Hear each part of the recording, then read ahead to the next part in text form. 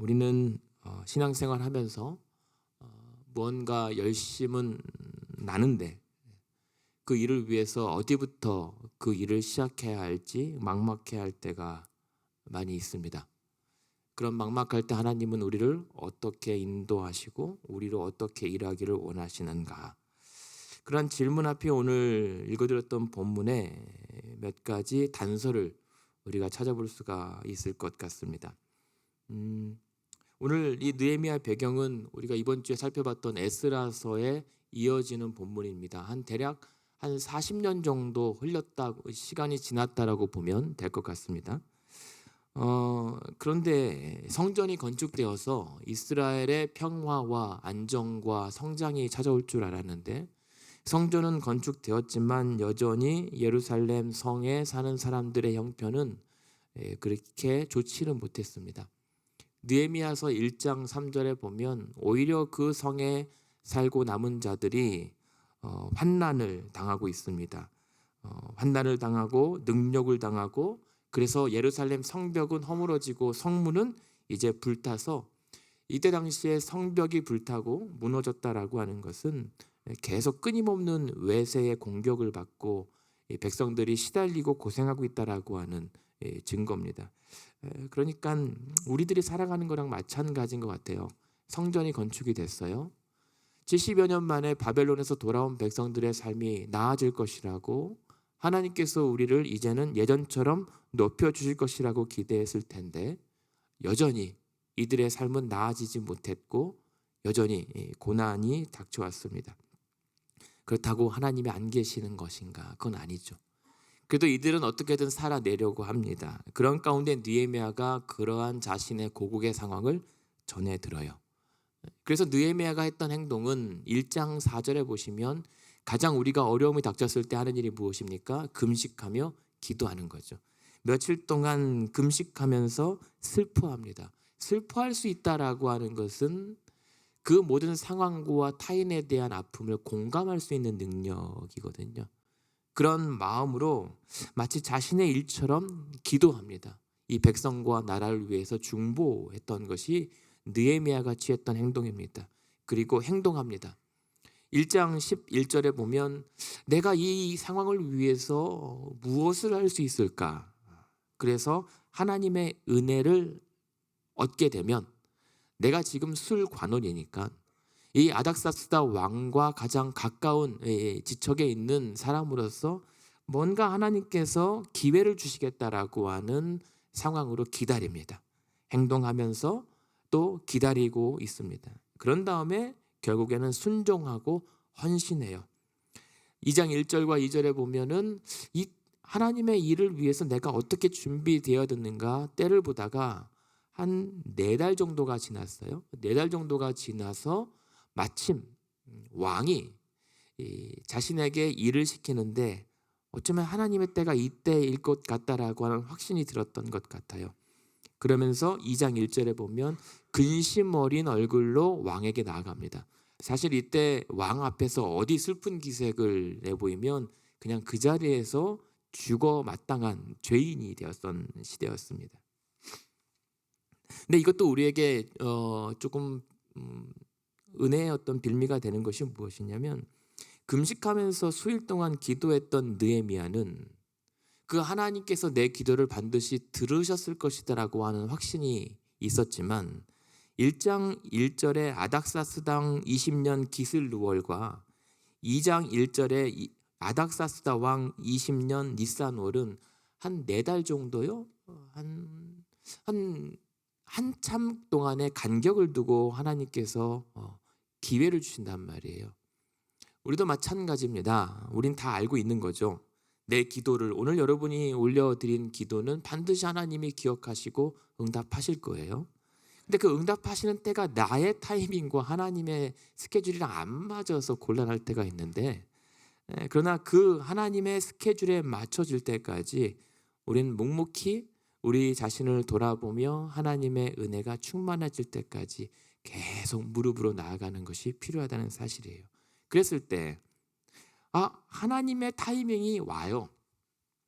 여러분 그 하나님이 일하시는 것 같고 지금 이 상황에서 내게 응답하실 것 같다라고 하는 그 영적 지각이 올 때가 있단 말이에요. 물론 알지 못할 때가 더 많지만 어느 순간에는 이때인가 싶을 때가 있어요. 아마 느헤미야도 그런 것 같아요. 지금인가 보구나. 그래서 왕 앞에 그렇게 근심 어린 얼굴로 나아갔더니 왕이 버럭 화를 내는 것이 아니라 너 왜 그래? 다정스럽게 너 무슨 근심이 있니? 내가 뭘 도와줄까? 라고 물어본단 말이에요. 그때 중요한 것은 2장 4절에 보면 이때다 하고 바로 답변하는 것이 아니라 이때 그 왕의 말을 듣고 내가 곧 하늘의 하나님께 묵도하고, 거기서 통성기도 할 수는 없잖아요. 잠시 하나님 지금입니까? 혹은 하나님 내게 말할 것을 내 입에 담아 주시옵소서라고 하나님을 그 마지막 순간까지 의지하고 사정을 얘기했더니 왕이 그래 네가 원하는 대로 해주마 라고 하면서 고국으로 돌아가서 성을 건축하게 허락해 준단 말이에요. 그리고 7절 8절 보면 우리의 아닥사스다 왕이 어제는 에스라 이 율법학자에게 귀 쓰임을 받더니 이번엔 또 느헤미야에게 마음껏 후원과 지원을 아끼지 않고 보낸단 말이에요. 이게 하나님의 일하심이라는 거죠. 우리는 기도하고 기다렸고 그리고 매달렸는데 하나님께서 이 모든 되어지는 일들을 보니까 하나님께서 다 간섭하시더라는 거죠. 하나님의 섭리라고 얘기합니다. 하나님의 모든 상황을 주관하시고 모든 시간을 움직이시면서 사람의 마음을 감찰하시고 사람의 마음을 다스리시는 하나님의 섭리가 계속 작동하고 있는 거예요. 그러니까 하나님의 이 나라 이스라엘 백성들이 회복되는 이 모든 과정에서도, 그리고 회복되어지는 과정에서도 하나님은 한 번도 쉬지 않고 끊임없이 일하고 계십니다. 바사왕 고레스의 마음을 움직이셨던 것처럼 지금 아닥사스다 왕의 마음을 계속 다스리고 움직이고 계시는 거예요. 그러고 보니까 에스라와 느헤미야서는 원래 한 권이에요. 근데 한 권인데 보면 에스라서 1장에 시작하는 게 무엇입니까? 바사왕 고레스의 마음을 감동시켰다 하나님께서. 그러면서 이스라엘 백성들을 바벨론에서 페르시아에서 이스라엘로 돌려보내요. 그러니까 지금 어제도 에스라서의 그 아닥사스다 왕에게 그 아름다운 성전을 건축하려고 하는 마음을 하나님께서 두셨던 것처럼 오늘도 하나님이 아닥사스다 왕의 마음도 지금 계속 움직이고 계시는 거예요. 재밌죠? 그런데 지금 나중에 보면 학개서 있잖아요. 학개서 1장 4절에 보면 이제는 왕들의 마음도 하나님께서 감동시키고 움직이시는데 성전을 건축하려고 하는데 중단이 돼요. 중단되니까 사람들이 다 포기해요. 안 되나 보다. 그런데 이때 하나님께서 어떻게 일하시냐면 하나님께서 백성들의 마음을 예전 버전은 흥분시키심에라고 했는데 지금은 감동시키셨다라고 하는 걸로 바뀌었을 거예요. 백성들의 마음도 움직이셔서 성전을 재건하게 하세요. 그러니까 하나님은 그 사람들의 마음들을 계속 움직이시고 감동시키시면서 하나님의 일들을 만들어 가세요. 그리고 약간 다르거든요. 같은 마음이라도 히브리어에 예를 들면 바사왕 고레스의 마음을 움직였던 것은 르아흐라고 하는 영혼을 움직였다라고 하는 의미예요. 근데 아닥사스다 왕의 마음을 움직였다라고 했을 때 마음은 레브라고 하는 의지, 생각, 감정의 근원.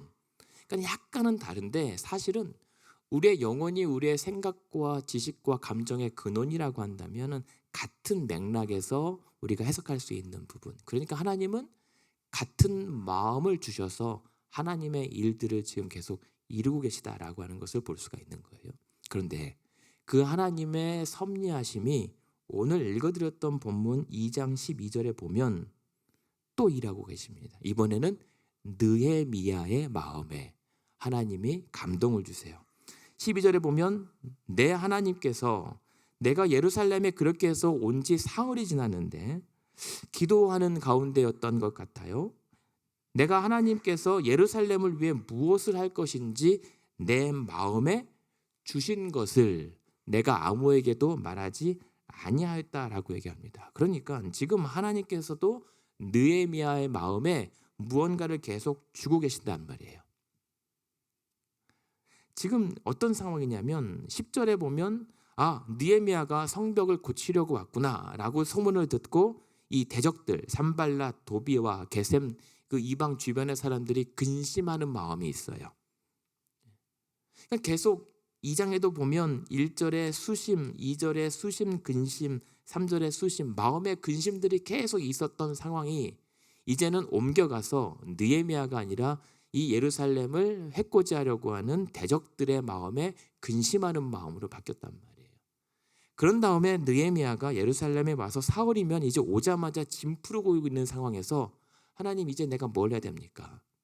일단 왔습니다. 일단 오기는 왔는데 대체 어디서부터 해야 될지 막막한 이 상황에 하나님께서 지금 이 예루살렘을 위해 무엇을 어떻게 할 것인지 느헤미야 마음에 주신 것이 있다라는 거예요. 근데 여기서 재미있는 표현이 내 마음에 하나님께서 주신 것이라고 하는 것을 어떻게 해석할 수 있냐면 분사 형태거든요. 그러니까는 지금 NET 버전 성경은 뭐냐면 이것을 그때 내게 하나님께서 무언가를 내 마음에 주고 계셨다. 막 뭔가를 하나님께서 어떤 마음을 계속 끌고 계셨다는 거예요. 혹은 하나님께서 그때 어느 지점에 뭔가 내 마음에 묵직한 것을 딱 두셨는데 그 묵직한 것이 무엇인지 계속 남아서 나를 계속 이끌고 주장하고 있다라고 하는 것으로 볼 수가 있어요. 분명한 건 뭐냐면 하나님께서 지금 느헤미야의 마음을 두드리고 계시는 것. 그리고 하나님께서 느헤미야 마음에 무언가를 계속 주셔서 계속 이끌고 강권하고 계시다라고 하는 것을 보게 되는 거예요. 그러니까 우리가 기도하면서 여러분에게 주시는 마음들이 있을 거예요. 하나님께서 뭔가 불편한 것이든지 혹은 평안함이든지 아니면 뭔가 감동되거나 뭔가 흥분되는 모든 것들이 있을 거예요. 그런 것들이 하나님께서 주시는 마음인지 아닌지를 잘 분별하셔야 합니다. 근데 지금 느헤미야에게는 그런 하나님께서 주신 분명한 마음이 있었어요. 근데 그것이 무엇인지 곰곰이 묵상하던 중입니다. 그러다가 그 마음이 이끄는 대로 뭘 하냐면 13절에 보면 12절과 13절에 보면 지금 이럴 때가 아니라 지금 내가 무엇을 왜 왔는가 그 현장을 그 밤중에 아무도 모르게 순찰을 합니다. 그러면서 12절 중반에 보면 뭐라고 하죠? 하나님께서 내게 주신 마음을 아무에게도 아직 말하지 않았어요. 이게 사실은 우리 기도하는 여러분들에겐 어느 정도 팁이 될 수 있는데 하나님께서 주신 마음은 사실 그 일이 되어질 때까지는 하나님과 나만의 은밀한 비밀로 조금 남겨둘 여지를 주시는 것도 괜찮습니다. 물론 하나님께서 주시는 확신과 뭔가 비전이 있어서 나누긴 나누고 또 선언도 해야 되겠지만 그러나 그 일이 완전하게 하나님의 일로 드러나기 전까지는 아무에게도 말하지 않고 혹시 행여라도 내가 하나님보다 앞서서 성급하게 하나님의 뜻과 다를 수가 있는 것을 하나님의 뜻이라고 오인할 수 있기 때문에 지금은 신중히 묵혀두고 있는 겁니다. 그것을 우리는 묵상이라고 하죠. 그래서 하나님의 이런 마음을 계속 담아두고 있다가 그러면서 내가 무엇을 해야 되는지 그 성읍과 그 현장들을 이제 순찰을 하러 가요. 근데 봤더니 가관이에요. 13절에 보면 성벽은 다 무너졌고 성문은 불탔어요. 할 수 있는 게 없어 보입니다. 막막합니다. 14절에 보면 어디 더 이상 갈 길도 나타나지 않는 답답한 이 상황들을 보면서 오히려 그 폐허가 된 그 상황에서 예전이라면 참 막막했을 때 터인데 오히려 지금 하나님께서 내게 주신 마음을 품고 그 현장을 답사했더니 그 폐허에서 뭔가 꿈틀거리는 하나님 일에 대한 기대감과 설렘과 확신 같은 것들이 스더란 말입니다. 그러면서 그 모든 것을 다 둘러보고 나서 이게 무엇일까? 그러면서 16절에 보면 방백들은 내가 어디 갔는지 몰랐고 그 외에 아무에게도 거의 알리지 아니하다가 이 말은 깊이 그 하나님의 일들과 마음과 현장들을 깊이 생각하면서 돌아보면서, 그리고 아무도 알리지 않았다는 것은 뭐죠? 적들 산발락과 도비아와 게셈 사람들에게도, 아무에게도, 그 적들에게도 나의 계획을, 하나님의 계획을 알리지 않고 깊이 묵혔다가 돌아봅니다. 내가 여길 왜 왔는가? 내가 어떻게 여기까지 오게 되었는가? 그러고 보니 1장 4절에 하나님의 성문과 백성들이 불타고 괴롭힘을 당하고 있었던 탄식과 슬픔, 그 첫 마음, 이것이 과연 무엇을 위했던 마음인지를 돌아보게 되죠. 그러면서 1장 9절에 보면 하나님 은혜를 주시면 내가 이 백성들과 내 나라를 위해서 무엇을 해야 될 것인지 하나님 알려주십시오 라고 했을 때 내게 응답하셨던 하나님의 약속, 이것이, 이 성벽을 재건한다는 것이 대체 누구를 위했던 일인가?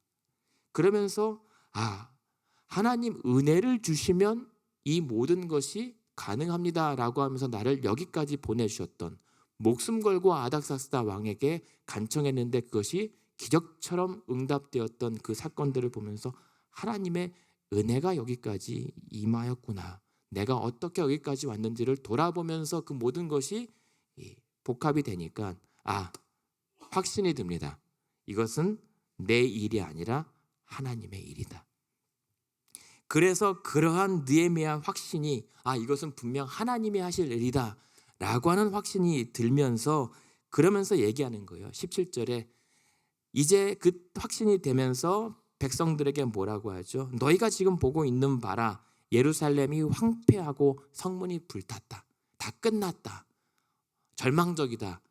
그런데 그래서 우리가 다시 일어나 이 성을 건축하여서 다시는 수치를 당하지 말자라고 전 반대되는 메시지를 선언한단 말이에요. 우리가 인간이 보기에는 이거 안 된다, 언제까지 반복될 것인가 라고 했던 절망적인 메시지가 나갈 법한데, 그런데 이 절망 속에서도 하나님은 우리와 함께 하시면 우리는 할 수 있다, 하나님이 하신다라고 하는 이 황폐화된 이 성벽 앞에서 다시 건축하자라고 하는 하나님의 메시지를 선언한단 말이에요. 그러면서 그 근거를 뭘로 되는 줄 아십니까? 그 근거가 2장 18절에 자기를 어떻게 여기까지 인도하셨는지에 대한 하나님의 선한 손이 느헤미야를 어떻게 도우셨고 어떻게 내가 여기까지 왔는지를 간증을 해요. 이것이 하나님의 일하심이 아니고 무엇인가? 라고 하니까 이제 그 선언과 근거와 은혜의 간증을 들었던 백성들이 뭐라고 반응합니까? 18절 중반에 보면 그들의 말이 좋다, 일어나서 우리가 건축하자 라고 반응이 나오는 겁니다. 백성들의 반응은요, 마찬가지로 하나님께서 그들의 마음을 감동시키셨고 흥분시키셨기 때문에 건축할 마음을 주신 거예요. 아무리 옳은 의도나 아무리 하나님의 정확한 말씀이라 할지라도 하나님께서 은혜 주시지 아니하면 그 말 느헤미야의 간증에도 대꾸하지 않는 것이 사람들의 마음입니다. 하나님께서 사람들의 온 마음을 주장하지 않으면 안 되는 일들이 지금 이 황폐화된 성벽 앞에서 백성들이 한번 다시 해보자라고 했던 그 동의가 일어났던 것, 하나님의 일이었던 것이죠. 그런 것처럼 지금 이제 백성들이 뭘 하냐면 18절 후반에 보면 모두 힘을 내어서 어떤 일을 해요? 선한 일이에요. 왜 이들이 그렇게 다시 힘을 낼 수 있었던 것인가? 하나님의 일이었고 하나님의 선한 일임을 확신했기 때문입니다. 그렇다면 해볼 만하다. 두 번째는 19절에 보면 그랬을 때 여전히 산발랏과 도비아와 게셈이 업신여기고 비웃는데, 예전에는 그 비웃고 방해하고 조롱하는 것이 계속 마음의 불편함과 가시였는데 이젠 그런 방해도 아무렇지도 않아요. 의연합니다. 왜냐하면 이것은 우리 일이 아니라 하나님의 일이니까. 하나님의 회복하실 일들 앞에 사람의 조롱과 업신여김과 방해는 이제는 우리의 큰 걸림돌이 되지 않습니다. 오히려 그 걸림돌조차 성벽을 쌓는 벽돌로 사용할 뿐이죠. 그러면서 20절에 확신이 무엇입니까? 하늘의 하나님이 우리를 형통하게 하실 것이다. 이 일이 우리가 아니라 하나님께서 하실 것이다라고 하는 확신이 이 모든 사람들에게 들어서게 되는 거예요. 이 모든 일은 하나님께서 모든 사람들의 마음을 다스리고 주관하고 그들의 마음에 무언가를 두셨기 때문에 가능했던 일인 거죠. 오늘 이와 같이 하나님께서는 여러분의 마음을 감찰하시고 다스리고 계십니다. 여러분 마음에 하나님의 일들을 위하여 묵직한 무언가를 계속 두고 계실 거예요. 그리고 이미 쌓아진 것이 있을 거예요. 그래서 그 하나님께서 내게 무언가를 계속 내 마음을 지금 붙잡고 계시기 때문에 오늘 우리는 그 하나님의 은혜 때문에 세상의 조롱과 수치에도 괜찮아 해볼 수 있는 힘이 생겨요. 하나님께서 나를 알아주시니까. 그러니까 하나님께서 주시는 마음이 무엇인가 하면요, 열악한 상황, 그리고 전혀 만만치 않은, 우리가 보기에는 역부족인 상황에서도 내가 주의 일을 섬겨볼 수 있는 힘, 결단, 확신 같은 거예요. 하나님은 환경을 다스립니다. 그런데 하나님은 그 환경을 다스리시지만 주로 우리를 통해서 일하실 때는 환경을 바꾸시기보다는 그 여전한 열악한 환경 속에서도 우리의 마음을 다스려서 그 열악한 환경을 극복하게 하거나 가로지르게 하세요. 하나님 보시기에는 환경을 바꾸는 것이 더 쉬워 보일 수 있으나 하나님은 그런 창조의 능력으로 환경을 새롭게 바꾸시기보다는 그런 죄된 환경에서 우리의 마음을 다스려서 그런 믿음으로 순종과 헌신으로 그 죄된 환경을 이겨나가기를 원하세요. 그것이 하나님께서 우리에게 주시는 마음이란 말입니다. 그래서 바울이 뭐라고 얘기합니까? 감옥에 갇힌 나, 빌립보서에서 이렇게 얘기합니다. 나의 매임에도, 내가 매일 받는 고난에도 내가 기뻐하고 또 기뻐할 수 있는 힘은 나의 심장이 예수 그리스도의 심장이기 때문이다라고 얘기해요. 내 안에는 그리스도 예수의 심장이 뛰고 있다.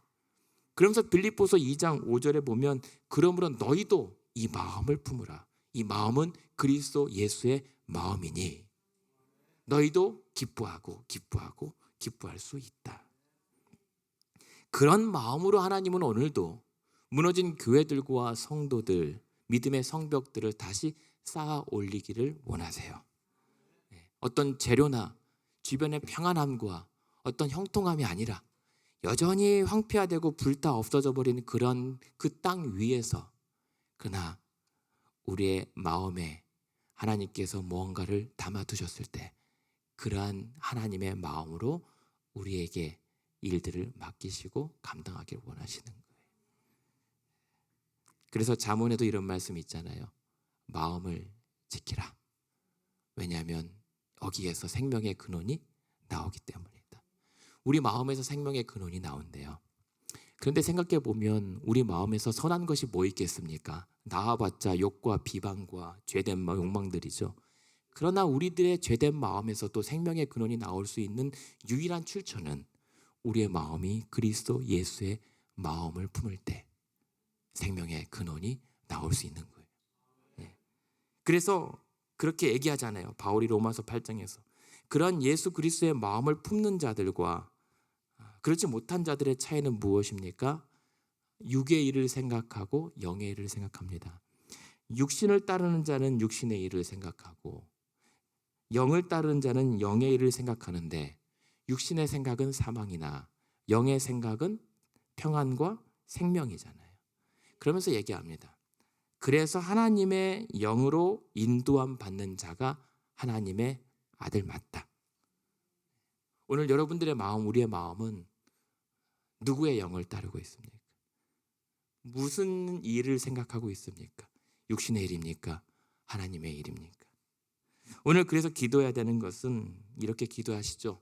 함께 주의 마음을 주시옵소서. 주님 마음을 내게 주시옵소서. 그럴 때 하나님께서 주시는 마음이 맞다라고 단정할 수 있는 근거가 몇 가지 있는데, 만약 그 주시는 마음이 기도 중에 뭔가 마음에 묵직한 것을 두셨는데 계속 주고 계시는데 그것이 하나님의 영광을 높이고 예수 그리스도를 더 깊이 사랑하게 하시고 하나님의 말씀을 더욱더 붙들게 하시고 교회를 섬기게 하시고 이웃을 사랑하게 한다면 성령께서 주시는 감동된 마음 맞습니다. 근데 만약에 그 마음 중에 또 다른 마음, 걸러야 될 이 마음은 무엇인가 하면 염려하고 낙담하고 혈기하고 흥분된 열심이라면 그 마음은 조금 걸러내고 기다려봐야 할 필요가 있습니다.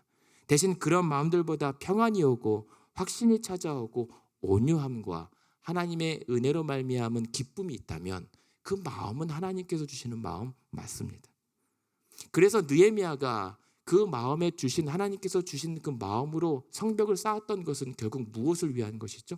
그 예루살렘 성벽의 재건과 백성들의 보존을 위해서 통해서 장차 오실 예수 그리스도를 예비하는 구속사의 작업이었단 말입니다. 아마 저와 여러분에게도 주시는 그 마음들로 이루실 하나님의 일들은 다시 오실 예수 그리스도를 예비하는 거룩한 믿음의 성벽을 쌓는 일들로 사용하실 거예요. 그렇다면 오늘도 그러한 간절함으로 그러한 설레임과 그런 이 땅에 되어지는 죄된 현실들과 교회들의 상황들과 열악한 환경들에도 불구하고 은밀한 중에 기도했을 때 오늘도 여러분들에게 성령 하나님께서 감동을 주시고 또 자각을 주셔서 지각을 주셔서 지금 내 마음에 계속 주고 계시는 것을 깊이 들여다보고 살피고 묵상하고 내 삶에서 계속 살피고 돌아봤을 때 이것이 과연 하나님의 하실 일들이라고 하는 확신을 주시기를 원하고 그 일들이 되어질 때 황폐화된 불탄 흔적 위에서도 하나님의 소망을 발견할 수 있기를 원합니다. 그래서 우리가 오늘도 끝까지 그 주신 마음 붙잡고 어디 한번 십자가까지 한번 가보고 십자가 끄트머리라도 한번 들어볼 수 있는 그런 주님의 마음 본받는 하루 되기를 주님의 이름으로 축원합니다.